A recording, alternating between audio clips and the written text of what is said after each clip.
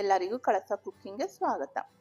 ಇವತ್ತು ನಾವು ಮಕ್ಕಳಿಗೆ ಇಷ್ಟ ಆಗೋ ಥರ ಒಂದು ಬೀನ್ಸ್ ಮತ್ತು ಪೊಟ್ಯಾಟೊ ಹಾಕಿ ಫ್ರೈ ಮಾಡೋದು ಹೇಗೆ ಅಂತ ನೋಡೋಣ. ಇದರಲ್ಲಿ ಬರೀ ಬೀನ್ಸ್ ಮತ್ತು ಪೊಟ್ಯಾಟೊ ಅಷ್ಟೇ ಅಲ್ಲ ಸ್ಪೆಷಲ್ಲು. ಇದರಲ್ಲಿ ಕರಿಬೇವಿನ ಮಸಾಲ ಪುಡಿ ರೆಡಿ ಮಾಡಿಕೊಂಡು ಲಾಸ್ಟಲ್ಲಿ ಈ ಪುಡಿ ಹಾಕಿ ಮಾಡೋದ್ರಿಂದ ಇದು ರುಚಿ ತುಂಬ ಚೆನ್ನಾಗಿರುತ್ತೆ. ಬನ್ನಿ ಮಾಡೋದು ಹೇಗೆ ಅಂತ ನೋಡೋಣ. ನೋಡಿ, ಫಸ್ಟ್ ನಮಗೆ ಎಷ್ಟು ಬೇಕೋ ಅಷ್ಟು ಬೀನ್ಸು ಮತ್ತು ಆಲೂಗಡ್ಡೆನ ಈ ಥರ ರೆಡಿ ಮಾಡಿ ಇಟ್ಕೊಳ್ಳಿ. ನಿಮಗೆ ಇನ್ನೂ ಚಿಕ್ಕದಾಗ ಬೇಕಂದರೆ ಚಿಕ್ಕದಾಗ ಮಾಡ್ಕೊಳ್ಳಿ. ಈಗ ನಾನು ಮೊದಲೇ ಕುದಿಯೋಕ್ಕಿಟ್ಟಿರೋ ನೀರಿನಲ್ಲಿ ಸ್ವಲ್ಪ ಉಪ್ಪು ಹಾಕಿ ಆಲೂಗಡ್ಡೆ ಮತ್ತು ಬೀನ್ಸನ್ನ ಬೇಯಿಸೋಕ್ಕೋಸ್ಕರ ಹಾಕ್ತಿದ್ದೀನಿ. ನೋಡಿ, ಈ ಥರ ನೀರು ಬಿಸಿ ನೀರು ಇದ್ದಾಗ ನಾವು ತರಕಾರಿ ಹಾಕಿದರೆ ಕಲ್ಲರು ಚೇಂಜ್ ಆಗಲ್ಲ. ಹಂಗಾಗಿ ಬಿಸಿ ನೀರು ಆದಮೇಲೆ ನಾವು ತರಕಾರಿ ಹಾಕಬೇಕು. ಈಗ ಪ್ಲೇಟ್ ಮುಚ್ಚಿ ಒಂದು 5ರಿಂದ 10 ನಿಮಿಷ ಬೇಯಿಸ್ಕೊಂಡ್ರೆ ಸಾಕಾಗುತ್ತೆ. ತರಕಾರಿ ಬೆಂದೋಗಿರುತ್ತೆ.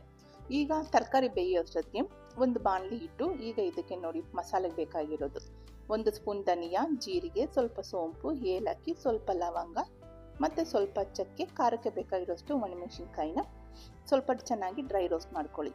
ಈಗ ಅದು ಅರ್ಧ ಡ್ರೈ ರೋಸ್ಟ್ ಆದಮೇಲೆ 1 ಹಿಡಿಯಷ್ಟು ಕರಿಬೇವನ್ನು ಹಾಕಿ, ಒಣಗಿರೋವಂಥ ಕರಿಬೇವನ್ನು ಹಾಕಿ ಡ್ರೈ ರೋಸ್ಟ್ ಮಾಡ್ಕೊಳ್ಳಿ. ನಿಮ್ಮ ಹತ್ರ ಒಣಗಿರೋ ಕರಿಬೇವಿಲ್ಲ ಅಂದರೆ ಫಸ್ಟ್ ಕರಿಬೇವು ಚೆನ್ನಾಗಿ ಡ್ರೈ ರೋಸ್ಟ್ ಮಾಡಿ. ಡ್ರೈ ರೋಸ್ಟ್ ಆದಮೇಲೆ ನಾವು ಹಾಕಿರೋವಂಥ ಮಸಾಲೆ ಐಟಮ್ಸ್ ಎಲ್ಲ ಹಾಕಿ ಆಮೇಲೆ ಹುರ್ಕೊಂಡ್ರೆ ನಮಗೆ ಪೌಡರ್ ಮಾಡ್ಕೊಳ್ಳೋಕೆ ಈಸಿ ಆಗುತ್ತೆ. ನೋಡಿ, ಈಗ ತರಕಾರಿ ಬೆಂದೋಗಿದೆ. ನೋಡಿ, ಈ ರೀತಿ ಚೆನ್ನಾಗಿ ಬೆಂದೋದ್ರೆ ಸಾಕಾಗುತ್ತೆ. ಆಲೂಗಡ್ಡೆ ಸ್ವಲ್ಪ ಜಾಸ್ತಿನೇ ಬೆಂದು, ಇನ್ನೂ ಸ್ವಲ್ಪ ಆಲೂಗಡ್ಡೆ ಬೇಗನೆ ತೆಗಿಬೋದು.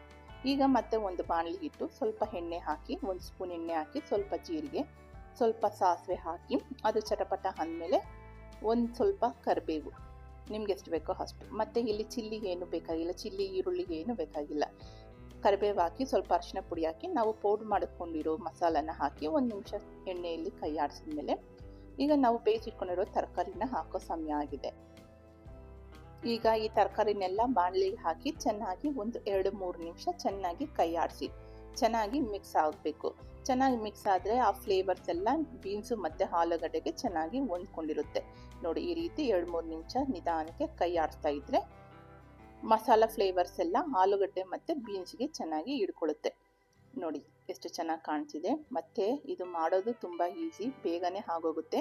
ಇದು ಚಪಾತಿ ಜೊತೆಗಂತೂ ಕಾಂಬಿನೇಷನ್ ತುಂಬ ಚೆನ್ನಾಗಿರುತ್ತೆ. ಈಗ ಮೇಲಿಂದ ಸ್ವಲ್ಪ ಕೊತ್ತಂಬರಿ ಸೊಪ್ಪು ಹಾಕಿದರೆ ನಮಗೆ ಕರಿಬೇವಿನ ಪುಡಿ ಮಸಾಲೆ ಬೀನ್ಸ್ ಫ್ರೈ ರೆಡಿ ಆಗಿದೆ. ಬನ್ನಿ ಇದನ್ನು ಈಗ ಒಂದು ಪ್ಲೇಟ್ಗೆ ಸರ್ವ್ ಮಾಡ್ಕೊಳ್ಳೋಣ. ನೀವು ಒಂದ್ಸಲಿ ಮನೇಲಿ ಈ ರೀತಿ ಟ್ರೈ ಮಾಡಿ ಹೇಗಿದೆ ಅಂತ ಹೇಳಿ. ನಿಮಗೆ ಈ ವಿಡಿಯೋ ಇಷ್ಟ ಆಗಿದ್ರೆ ಲೈಕ್ ಮಾಡಿ, ಶೇರ್ ಮಾಡಿ, ಸಬ್ಸ್ಕ್ರೈಬ್ ಮಾಡಿ. Thank you.